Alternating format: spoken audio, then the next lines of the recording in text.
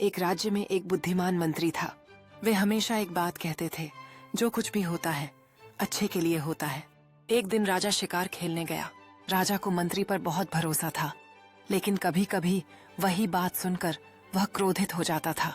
अचानक एक चाकू उसकी उंगली पर आकर लगा और वह कट गई। राजा का चेहरा दर्द से विकृत हो गया था।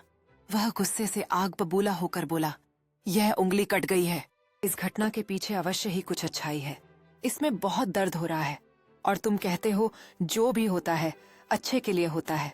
मंत्री ने शांतिपूर्वक कहा, महाराज, मैं जो कह रहा हूँ वह सत्य है। राजा का क्रोध चरम पर पहुंच गया।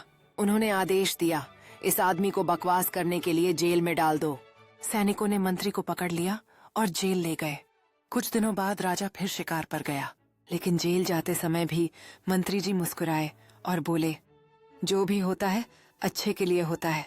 शिकार करते समय वह घने जंगल में रास्ता भटक गया और अज्ञात लोगों के एक समूह ने उसे पकड़ लिया। ऐसे लोगों का समूह थे जो पूजा के लिए मानव बलि देते थे। उन्होंने राजा को बलिदान के लिए तैयार किया, लेकिन जब उन्होंने राजा का हाथ पकड़ा तो देखा कि राजा की एक उंगली कटी हुई थी। उनका मानना था कि यदि किसी अपूर्ण मानव की बलि दी जाए तो देवता नाराज हो जाते हैं, इसलिए उन्होंने राजा को रिहा कर दिया।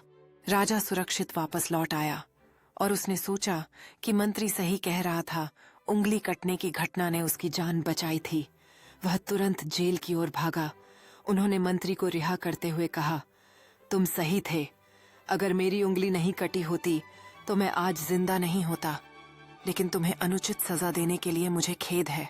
मंत्री जी मुस्कुराए और बोले, महाराज, मैंने कहा है जो कुछ भी होता है अच्छे के लिए होता है।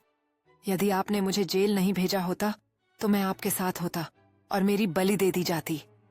राजा मंत्री के धैर्य और ज्ञान की गहराई देखकर आश्चर्यचकित हो गया।